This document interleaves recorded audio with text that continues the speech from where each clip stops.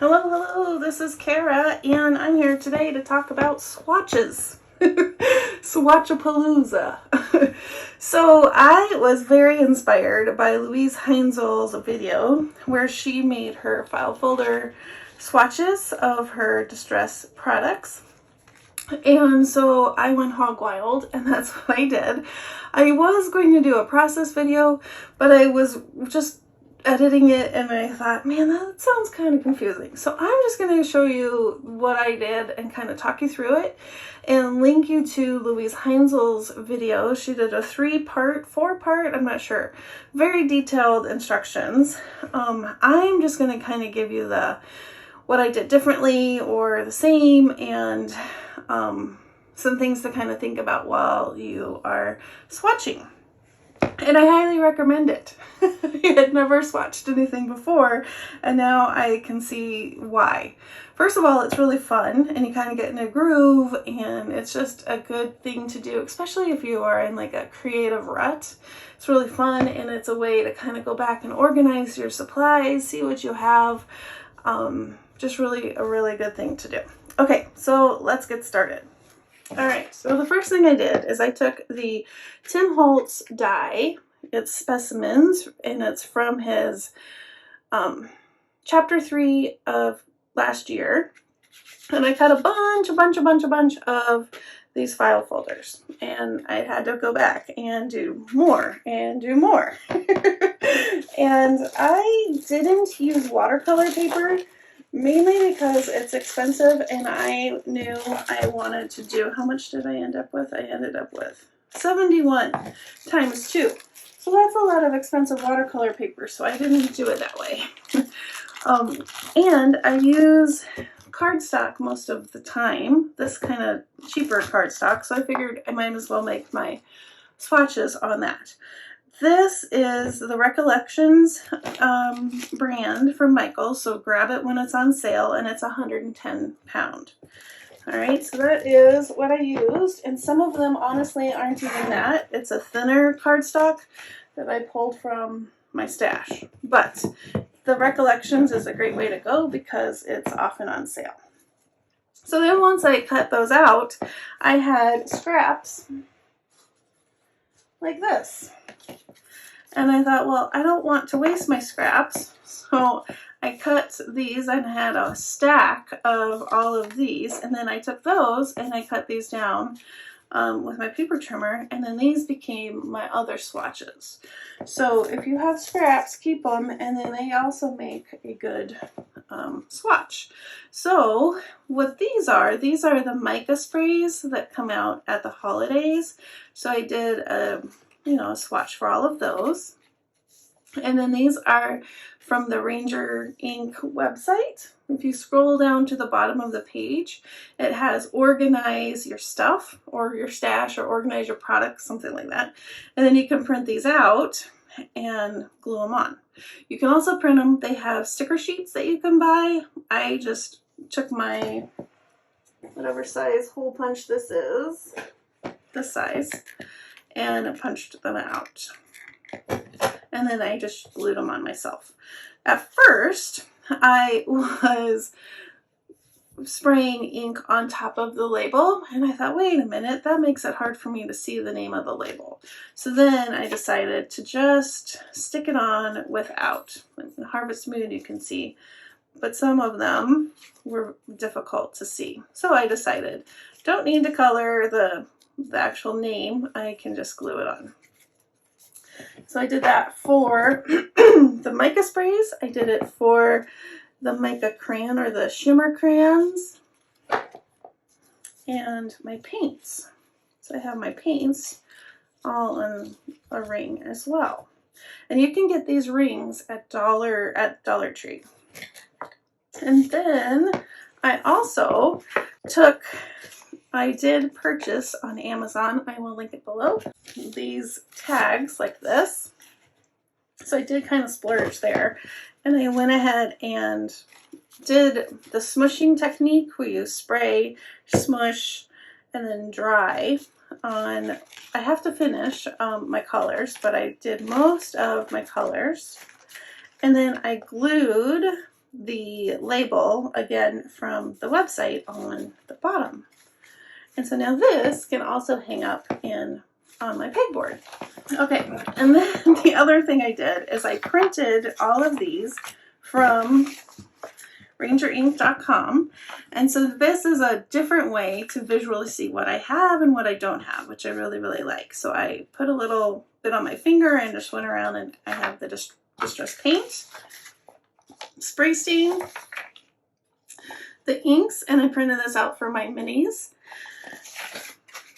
and then my regular size inks, my oxides, the regular crayons. They don't have one of these for the shimmery crayons, and then my sprays. So then now I would eventually put these in protective sleeves and put it in a little binder, and then it will live on my desk. I'm just not there yet. All right, so then the big kahuna project.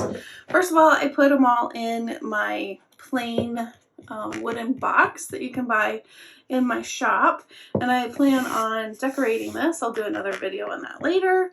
But what I like about this is that everything, all of them fit.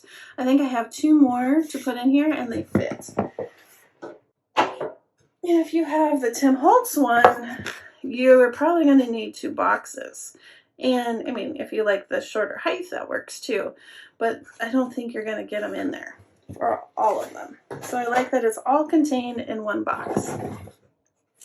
All right, so then what did I do? So again, like I said, I cut the file folder, cut it twice for each color. And then I cut strips of coffee dyed paper and book page, vintage book page. This one is not the best example because I kind of messed that up. But here we go. This is better. All right, so I put it on here, and then the piece that comes out, I put it on the right-hand side. So when I open this up, I know that on the left I have oxide spray, and on the right I have the stain spray. And then I flip this, and then on the left I have my oxide ink pad, and on the right I have the regular ink pad. Flip it again. I have, if there's an embossing powder, I did that. If there's a crayon, I scribbled the crayon here. And if I have a paint, I put it here. And there's nothing on the back. Around the edge of the first file folder, if I have the oxide ink pad, I inked around my outside. If I don't have the oxide ink pad, I didn't ink around, so then I can kind of say, just by looking, oh, I don't have the oxide ink pad, but I do have the oxide spray, because on all of the fronts, because that's the one I have the most of, I sprayed the oxide spray on the front.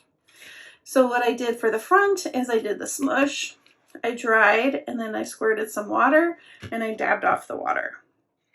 And then once I've done all of that for the fronts, I came back and did the stamping. And you want to make sure to use a stamping platform when you're doing that, because you want to secure that in there and get a nice impression. All right, so again, when I look at this, I can tell that I have oxide spray, I have oxide ink pad, I can see what it looks like with a stamped image over it, and this is, I'm using archival black ink right there. When I open it, I can see, oh, I have the oxides spray, I have the ink, I can see the differences between the two. I can see the difference between oxide ink and the regular ink. I can see, oh, I don't have that crayon yet if I wanted to use that. And I love that you can see how the embossing looks and the paint. All right, so that's kind of fun to be able to just tell by looking what you have or what you don't have. One thing I did later on, since I didn't have many of the oxide inks, I did decide for this tab that I wanted color there. So when I was doing the front, I then went in and I did the same smushing on my tab. So all of the tabs have some color. So I like that now I can see that. Some of these I need to go back with my mini ink because I want to do oxide inks on the outside and I want to do regular ink on the inside, so I haven't done that yet. But I have swiped it. You'll see some of them, like this one, this should actually be on the inside, so I kind of messed up a few times as I was going, but I still get the idea that this is ink, and then I'll do oxide over here. So I'm okay with that. And the other thing I did before I started is I made a little cheat sheet for myself. So I just took pieces of scraps and I wrote in here, this is what I want. So like I said, oxide ink on the border, oxide spray, stamped image on the oxide. Oxide spray, coffee dye book page, and I put a question mark, do I want to use black? And I ended up not using black. And then there's the ink, the regular ink with the border like I was talking about. Swatch, the oxide ink pad. So yeah, so I just have this little thing just for me. And then I have it sitting right now in the front of the box. I'm sure it won't need to stay there forever. But it's kind of nice to have. And the other thing, as I had to keep taking these out and reorganizing them, I thought, oh my gosh, I don't want to have to always look at here and say, okay, tumbled glass is before peacock feathers and broken china and whatever. So what I did on here is I numbered all of the different colors. So now I can say, okay, this is number 11. Go over here to the box and quickly and easily find where it goes in the box. Way easier for me. So that saves a lot of time.